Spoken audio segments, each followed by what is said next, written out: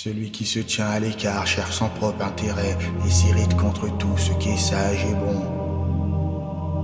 L'insensé ne trouve aucun plaisir dans l'intelligence, il ne désire que la manifestation de ses propres pensées. Avec l'arrivée du méchant vient aussi le mépris, et avec l'ignominie vient l'opprobre. Les paroles d'un homme sont des eaux profondes, et la source de la sagesse est un torrent jaillissant. Il n'est pas juste de favoriser le méchant, il est inique de léser le juste dans le jugement. Les lèvres de l'insensé se mêlent aux disputes, et sa bouche appelle l'écho. La bouche de l'insensé est sa propre ruine, et ses lèvres sont un piège pour son âme. Les paroles du rapporteur sont comme des friandises, elles descendent jusqu'au fond des entrailles. Celui qui se relâche dans son travail est frère de celui qui détruit.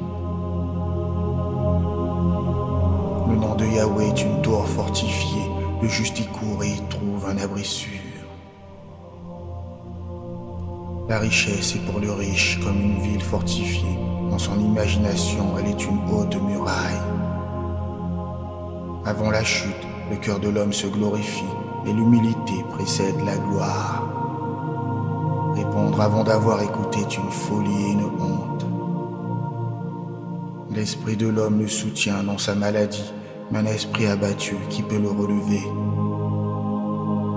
Le cœur intelligent cherche la connaissance et l'oreille des sages aspire à la science.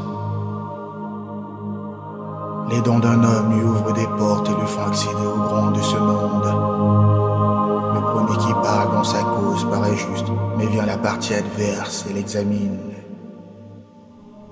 Le sort met fin aux contestations et tranche entre les puissants. Un frère offensé est plus difficile à gagner qu'une ville fortifiée, et les disputes sont comme les verrous d'un palais. C'est du fruit de sa bouche que l'homme rassasie son être, c'est de l'abondance de ses lèvres qu'il est comblé. La mort et la vie sont au pouvoir de la langue, et ceux qui l'aiment en mangeront les fruits. Celui qui trouve une femme trouve le bonheur, c'est une faveur qu'il obtient de Yahweh. Le pauvre parle en suppliant, mais le riche répond avec dureté. Celui qui a de nombreux amis peut les avoir à son détriment, mais il a un ami plus fidèle qu'un frère.